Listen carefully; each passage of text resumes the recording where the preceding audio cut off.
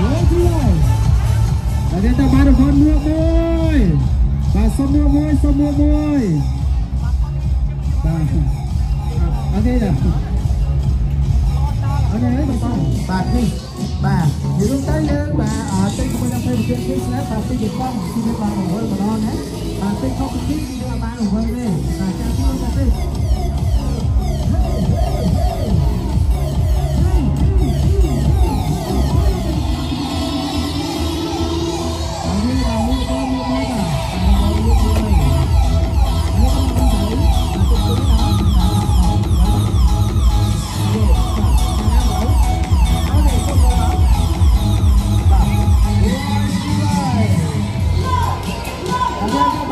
Bố cuối ở đây mà có một đôi kia mua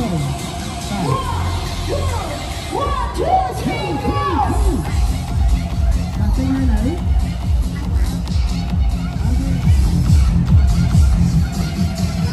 ok sụp cho lấy con mới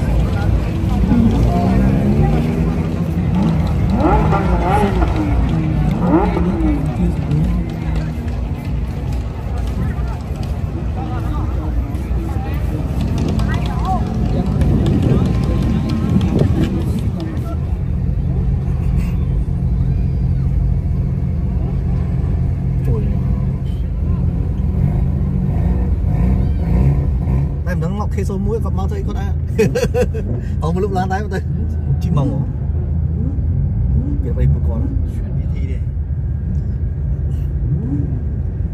quạt hổ này ôi anh tư ô đi khơi người nào ăn sao đó ngày luôn sốt cắt như một mấy ai sẽ chết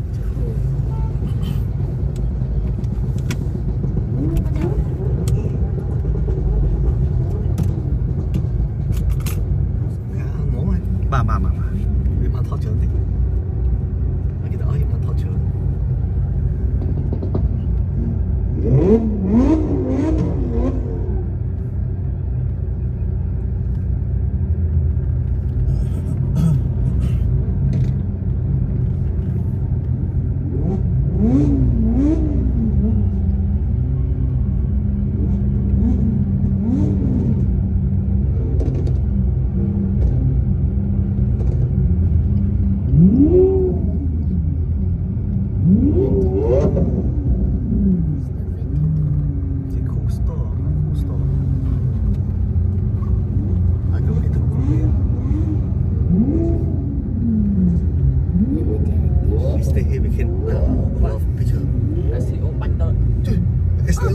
Liên con nuôi vậy?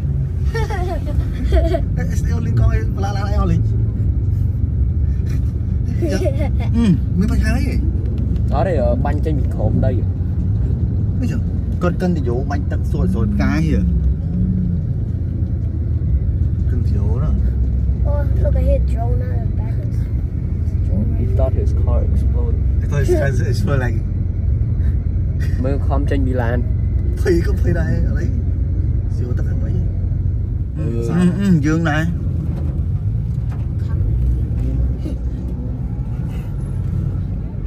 Liên rồi, chốt vào Dương. Dương style như kia nữa. Chạy chung như kia. Oh, but it...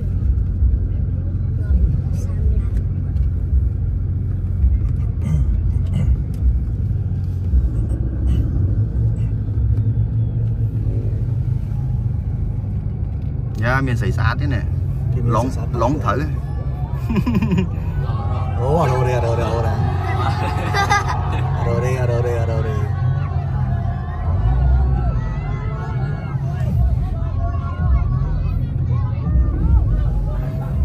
rồi chồng rồi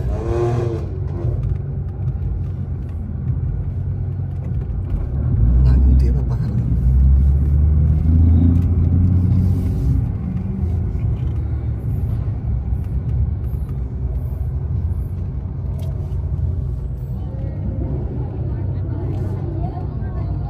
đưa bút bông sợi dây đấy chế bông sợi chế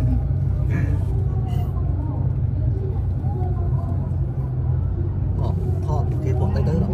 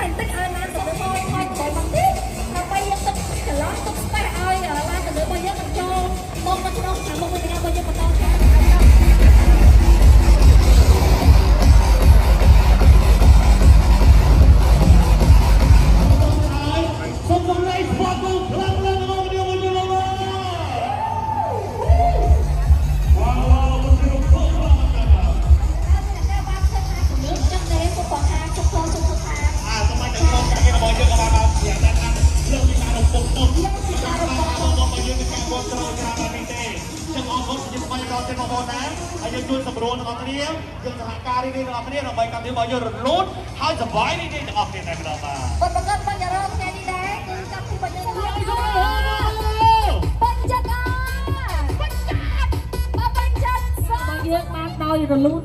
cho kênh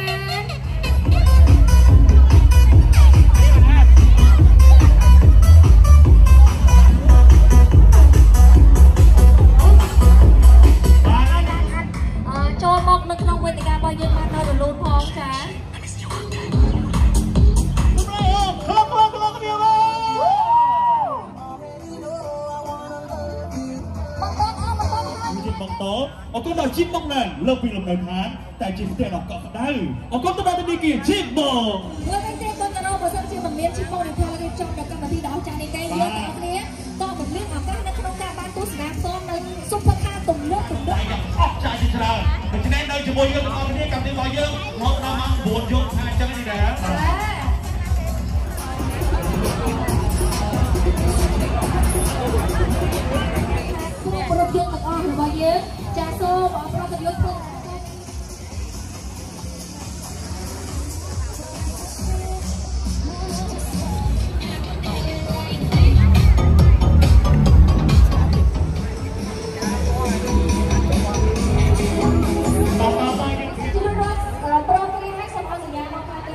Mì Gõ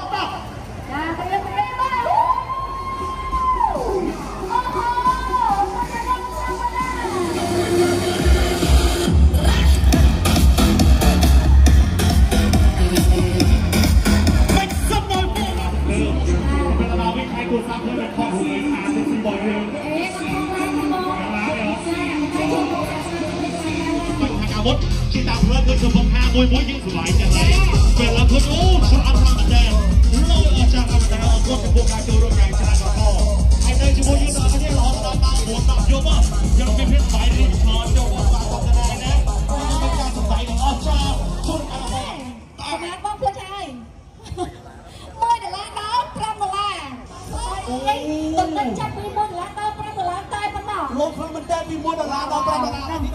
ចាអញ្ចឹងពិសេសខ្លាំងមែនតើបងប្អូនអាចអញ្ជើញទៅទិញបាននៅក្នុងផ្សារទំនើបរបស់យើងនៅជួរទី3ណាបងប្អូន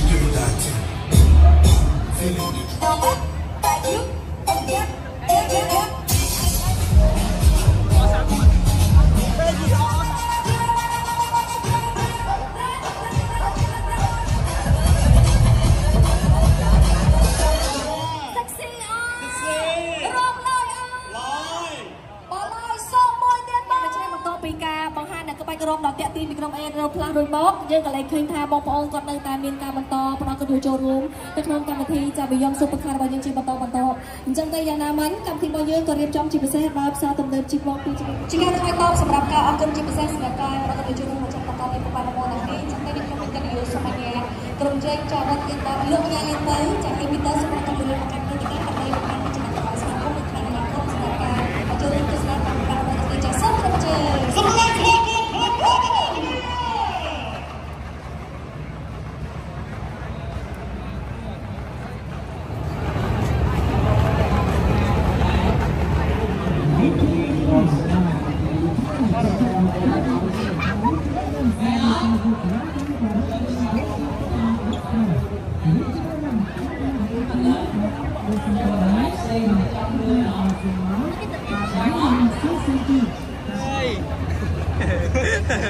Bóng sáng cả đi xuống nè.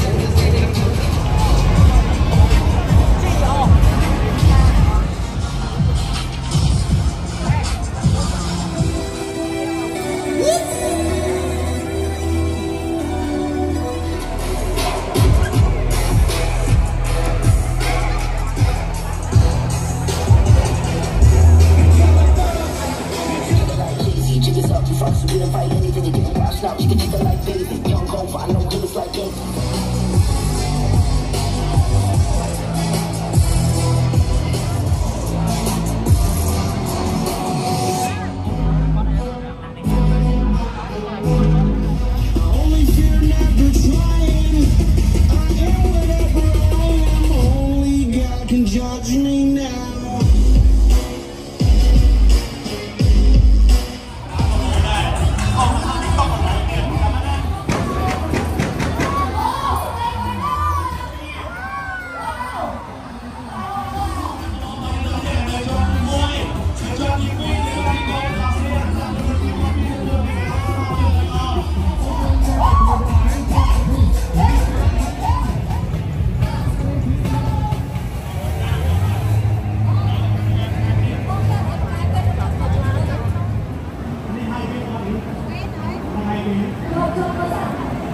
Ồ, mình hãy chuẩn bị